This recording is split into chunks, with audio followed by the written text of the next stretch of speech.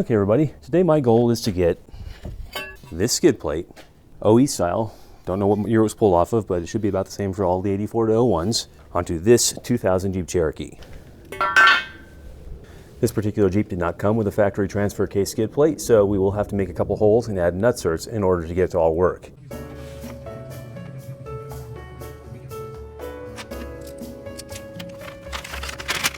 Got some of the tools laid out around here. Let's take a quick look at those in better light.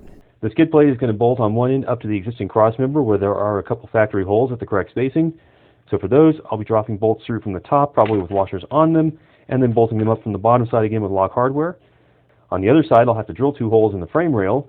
For those, I've got my drill, my bits, and a pair of nutserts. These have a 3/8 16 thread diameter inside, one of the largest sizes I can comfortably work with. Hopefully gets the job done. And then of course I've also got stepper bits for reaming out the hole, more hardware because then I'm going to need another pair of bolts to go up into those nutserts. And I've also got black Rust-Oleum for the holes I'm going to drill. I'll touch them up with that. And then of course this here is my nutsert tool, or rib nut, or whatever you call these things. So let's head back outside and see what we can do with these. And oh, one more thing. If I need it, I formed a bolt fish. What you do with one of these is you feed this up in through the hole that you want to get the bolt down through and then feed it in another direction. And normally you can buy these made out of spring steel so they don't pull apart. This one here, I just made it by wrapping a galvanized wire around a bolt. As long as you're not yanking on it too hard, it works just as well. There's a couple more out here that weren't on the bench session. I've brought a small hammer in case I needed to try and tap in the nutserts gently. I've also got copper anti-seize, one of my all-time favorites. So we have that there. But the very first thing, since we're working under a vehicle, is, let's chalk the tire. Safety first. Okay, right here in the cross member, there's 4 large holes where the transmission rear mount is attached, but then there's also 2 smaller holes here, and I checked the spacing on those. They very conveniently happen to be exactly the same as the cross member I want to put in. So what I'm going to try doing is first see if I can hand feed a bolt through here.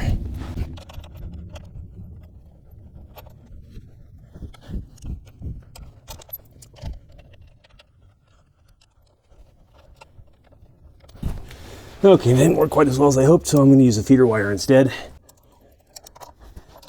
There we go. Now same thing from the other side. Okay, if I do this carefully, I should be able to use those as a starting point to temporarily hold up the cross member over there and then find where my screw holes need to be over here. The way this plate is intended to mount is that this lower end right here comes over to the cross member and mounts with 2 bolt positions right there. Now I'm going to jam up one of those bolts and start to put a nut on it. Then do the same thing with the other. Then when it comes time to finish them, I can still reach in from here and support them. Now that those are moderately secured there and they're not super tight, I can still wiggle this freely, but what that's going to do is give me the ability to come over here and figure out where I need to drill a couple holes, because the ones that are existing in the frame are not going to do the trick. So what I'm going to do is get that, make sure I'm giving myself enough clearance to get the nutserts in without running into that hole over there. So I'm going to take a paint marker. Ooh.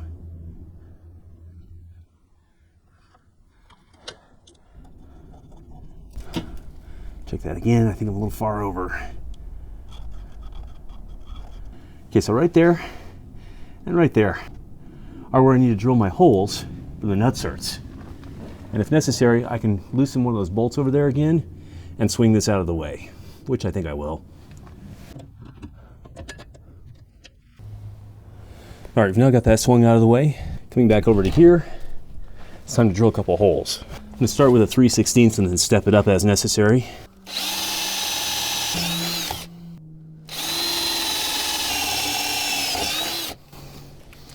Okay, so I've now got a 3/16 hole in the 2 places where I need the nutserts. Next, I'm stepping up to a 1/4.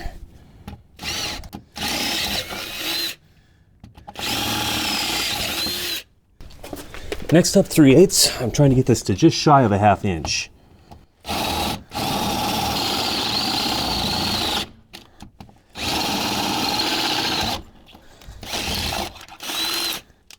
Okay, we've now got 2 holes at 3/8. However, you got to remember the nutsert is accepting a 3/8 16 thread bolt, so it's going to be a little bit bigger diameter than that. I'll show you. See, not even close. In fact, it wouldn't even fit in that factory hole there, which is already quite a bit larger. So we're going to keep drilling this out, but now I'm going to switch to a stepper bit. This stepper bit goes 1/4, 5/16, 3/8, 7/16. So I'm already at 3/8. I should be able to go 1, 2, 3 in, and I am. So I'm going to try one more.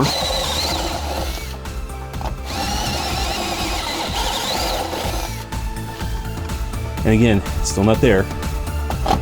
So now we're going to go up to 1/2.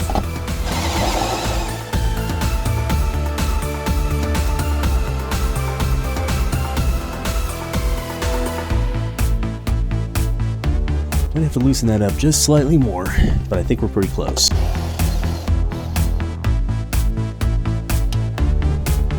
What I basically want is to just be able to tightly push it up to, yeah.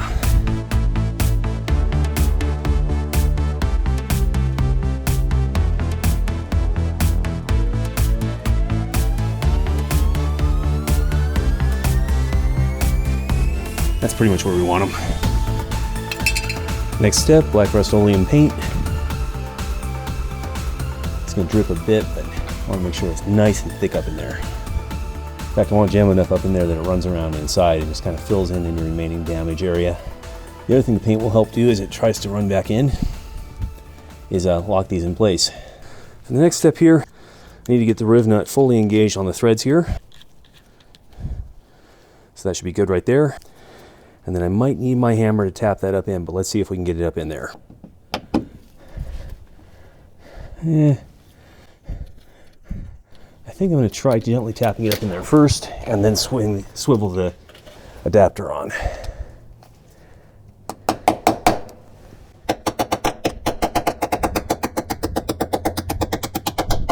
Okay, that is pretty much how we want it to fit. Second one, same deal.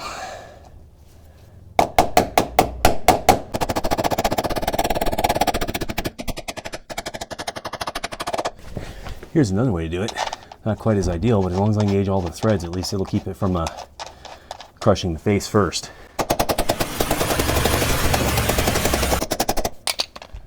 All right, one more step. I screw it in this way.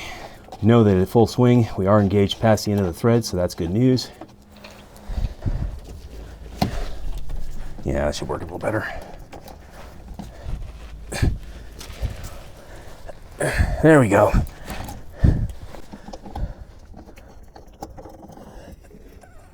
Feels pretty tight. Hopefully that got it. In any case, as long as it's tight enough not to spin when I start putting the bolt in there, the bolt will finish cinching it. Yeah, it looks pretty good.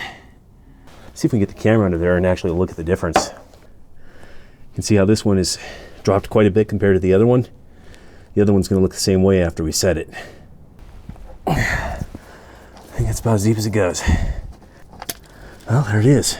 2 riv nuts. So now we just need to swing the bracket back over and see if we can set our bolts. And if we got that slightly off, we might have to remount those holes a bit. Otherwise, we're just about done. Okay, bring this back over. And looks like I knocked a bolt loose over here.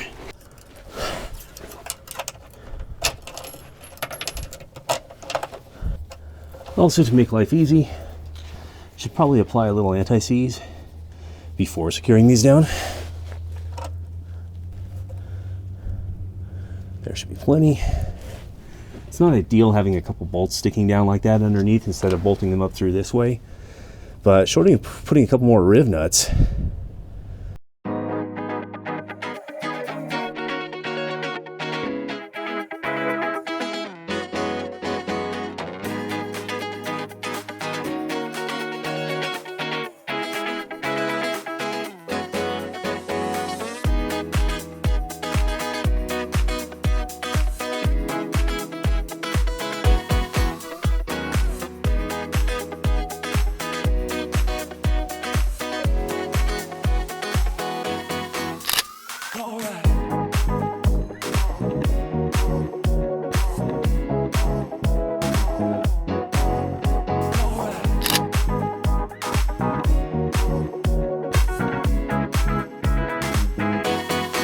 Well, there you go. That's the OE style transfer case skid plate. It's not perfect. It doesn't cover everything very much. I mean, obviously right here is what you're mainly after.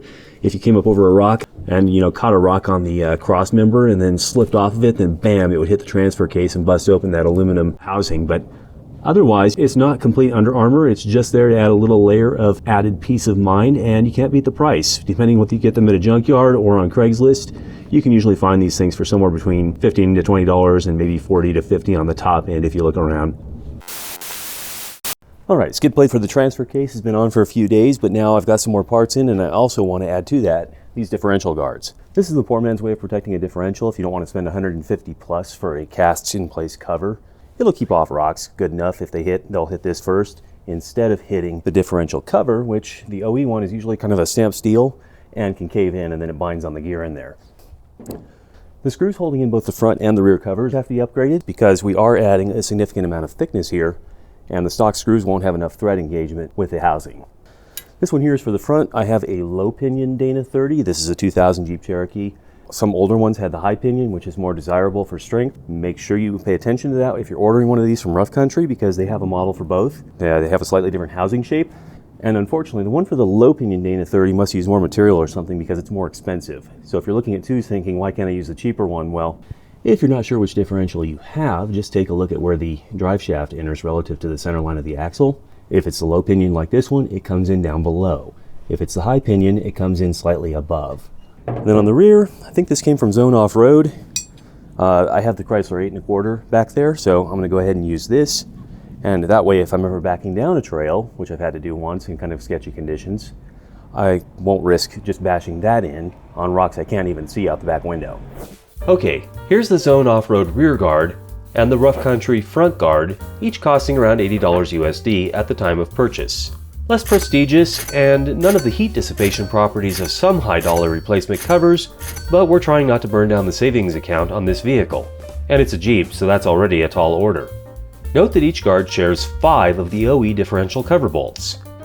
The cover bolts are 3/8 inch diameter, 16 thread, and checking a couple OE bolts with the calipers proves that they have 1/2 inch long shafts. This is important because while some of the differential bolts have open backs, others mount into closed back sockets and will jam if specified with too much length. The guards are roughly 1/4 inch thick, but vary slightly between the two manufacturers. That adds to the required bolt length for installing the guard over the cover, and both guards shipped with longer bolts that make up the difference. Comparing the bolts that shipped with the kits, we find that Rough Country shipped their low pinion Dana 30 guard with 1-inch bolt shafts, and then rely on also supplied washers to knock off the surplus. The Zone Off-Road unit, meanwhile, included 3/4 inch bolt shafts. With both solutions, we get just over 1/2 inch of bolt penetration beyond the back of the differential cover, which should match the original installation. But we would like to do better and keep all of the bolts looking exactly like the OE units.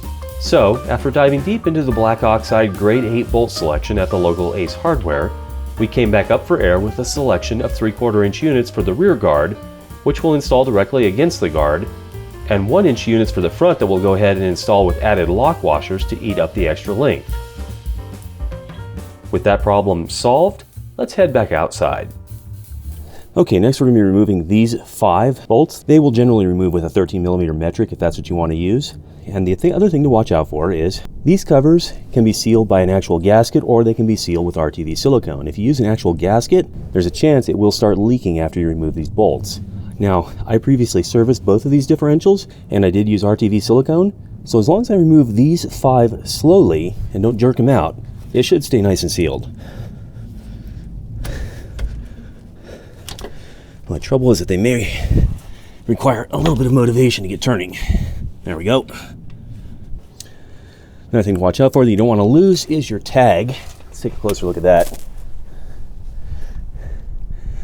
That there is the actual manufacturing tag that tells the serial number as well as the gear ratio in here. You'll see it says 3.55 right there. So this is the stock 3.55 that came with most of the automatics. And then of course, in this particular one, we also have Dana and some other numbers stamped right here on the case that confirm what it is too. Now that those 5 are loose, I'm just going to very slowly remove them.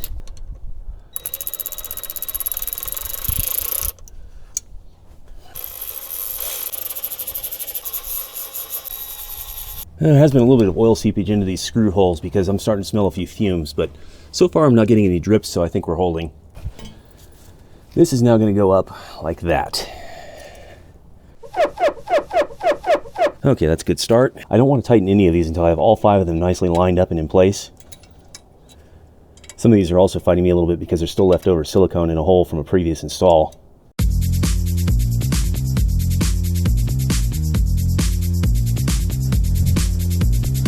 I would recommend starting these by hand though, just to make sure that there's no chance of stripping stuff out. And then once the threads are going, you're good.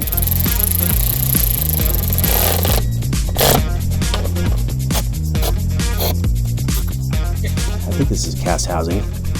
Cast steel or cast iron, not sure which. In any case, you don't want to super over torque bolts into something like this. Plus I got the lock washers on this one, so they're definitely not going anywhere.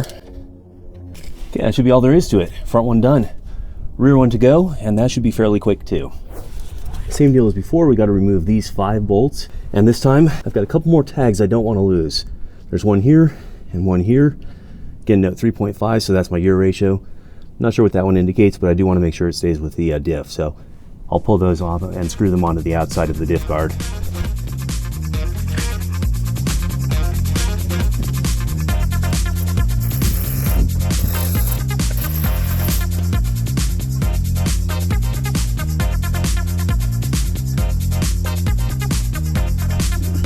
Okay, one tag that says 2159.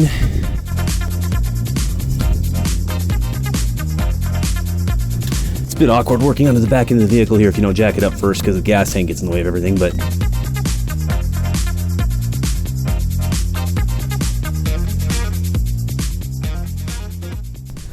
that shouldn't be coming off. And now we have a little bit of extra protection on our rear differential in case it started to scrape up over a rock. Well, there you go. As long as you don't want fancy name brands that say "Steal Me" on all of your parts and pieces. Got a Rough Country logo down on the one guard, but whatever. That's a pretty good way to do this on a budget. About $70 to $80 a piece for each of the rock guards. And then likewise, the skid plate for the transfer case was $40. So you throw in the hardware we added and make sure you already have tools on hand, like say the riv nuts that we used. And the actual parts on this is a couple $100 and your labor. So that's obviously not going to take you over the rough trails in Moab. But if you're just doing some general purpose wheeling and want to make sure that you have a little extra protection against an accidental rock encounter, there's how you do it. Hey everyone, thanks for joining again today. Hope you found that useful. A couple other options that people sometimes use if they're willing to go with OE hardware is this particular Jeep series came with an OE front bash plate as well as an OE gas tank skid plate if you ordered the right option combinations. Those are still floating around out there. It seems like prices on them are going up. People have figured out they're out there and they vacuum them up out of junkyards and whatnot. But if you can find them and want to use those, they're still usually a little cheaper than the aftermarket options, although also a little thinner. But for the kind of 4x4 I do, the differentials are usually the part that are probably going to get hit first. And then the other thing I'm worried about is misjudging my breakover angle, getting hung up on the center cross member and then come crashing down on that transfer case. Because the transfer cases on these Jeeps, they're aluminum. They're lightweight and strong, but aluminum tends to fracture and break if it takes a sharp impact. It doesn't hold up the way the older steel and cast iron transfer cases would have. So that's all I've got for you today. Hopefully you found that useful. Maybe you've got some ideas for modifying your vehicle. So what are you waiting for? Get out there and do it. We'll see you again next time, whenever that is.